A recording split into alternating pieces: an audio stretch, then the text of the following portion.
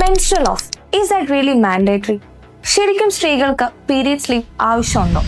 നമുക്കറിയാം കുറച്ചു മുന്നേ ഇന്ത്യയിൽ കുറച്ച് കോൺട്രവേഴ്സി ഉണ്ടാക്കിയിരുന്ന ഒരു ടോപ്പിക്കായിരുന്നു പീരിയഡ്സ് ലീവ് അല്ലെങ്കിൽ മെൻസ്ട്രൽ ലീവ് എന്നുള്ളത്.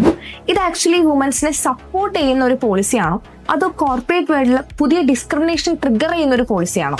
റീസെന്റ് കർണാടകയിൽ ഈ മെൻസ്ട്രൽ ലീവിനെ സപ്പോർട്ട് ചെയ്തുകൊണ്ട് ഒരു ഡിസ്കഷൻ വന്ന സമയത്ത് സോഷ്യൽ മീഡിയ ഫുള്ളി രണ്ടായിട്ട് സ്പ്ലിറ്റ് ആയിട്ടുണ്ടായിരുന്നു. അതിൽ ഒരു സൈഡ് സ്ട്രോങ് ആയിട്ട് പറഞ്ഞിട്ടുണ്ടായിരുന്നത് പീരീഡ്സ് ഒരു നോർമൽ ബയോളജിക്കൽ പ്രോസസ് ആണ് എന്നുള്ളായിരുന്നു. പക്ഷെ എല്ലാ വുമൻസിനും അത് സെയിം വേ എക്സ്പീരിയൻസ് ചെയ്യണമെന്നില്ല. സിവിയർ ക്രാംസും ഫെറ്റീഗും നോസി അതേപോലെ ബോഡി പെയിൻ ഒക്കെ കൊണ്ട് നോർമലായിട്ട് വർക്ക് ചെയ്യാൻ പറ്റാത്ത വുമൻസും ഉണ്ട്. സോ അങ്ങനെയാണെങ്കിൽ ഈ ലീവ് കൊടുക്കുന്നത് ആക്ച്വലി ഒരു ബേസിക് ഹ്യൂമാനിറ്റി അല്ലേ? ബിക്കോസ് ഇന്ന് പല ഓഫീസുകളിലും സ്ത്രീകൾ വർക്ക് ചെയ്യുന്നത് പെയിൻ കില്ലേഴ്സും മറ്റ് ടാബ്ലറ്റ്സ് ഒക്കെ എടുത്തിട്ടാണ്. അവർ മീറ്റിംഗ് അറ്റൻഡ് ചെയ്യുന്നുണ്ട്, മേ ബി ഫിസിക്കൽ വർക്ക് വരെ അവർ ചെയ്യുന്നുണ്ട്. പക്ഷെ അവർ ഫിസിക്കലി ഓക്കെ ആയിരിക്കണം എന്നില്ല. അതേപോലെ സംഗീത വേറൊരു സൈഡ് ഉണ്ടായിരുന്നു. മറ്റൊരു ടീം റൈസ് ചെയ്ത ഒരു കൺസേൺ എന്താണെന്ന് വെച്ച് കഴിഞ്ഞാൽ സ്പെഷ്യൽ ലീവ് പോളിസീസ് കൂടിക്കഴിഞ്ഞാൽ കമ്പനീസ് വുമൺ എംപ്ലോയീസിനെ ഹയർ ചെയ്യാൻ ഹെസിറ്റേറ്റ് ചെയ്യും എന്നുള്ളായിരുന്നു.